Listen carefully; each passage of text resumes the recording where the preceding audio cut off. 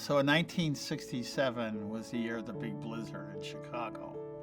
So it was a Friday afternoon. I was a senior in high school, and we got out early because the snow was so intense.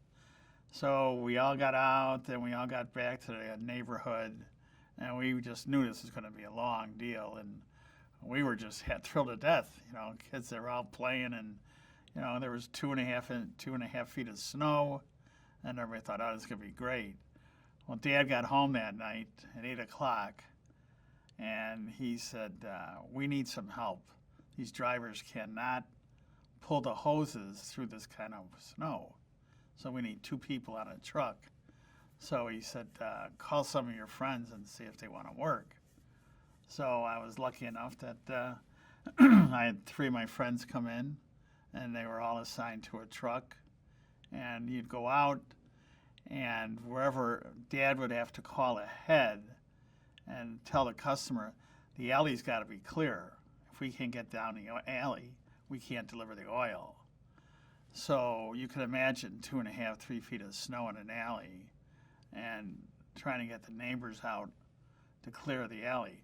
So back then, the access to alleys was necessary because most people had their garages behind their homes, and they entered through the alley.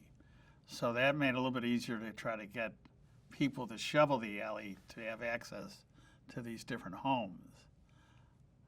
So as you would, my friends and myself, you get on the truck, you go to the bulk plant and load it with oil, and you go out and go to these locations. And you got to remember, it was 2.5 to 3 feet of snow, and it was very windy and very cold, and all the snow was drifting different places. And I mean, it was taller than I was, And so every stop would take probably a half an hour longer than normal. And the neighborhoods were pretty tough back then.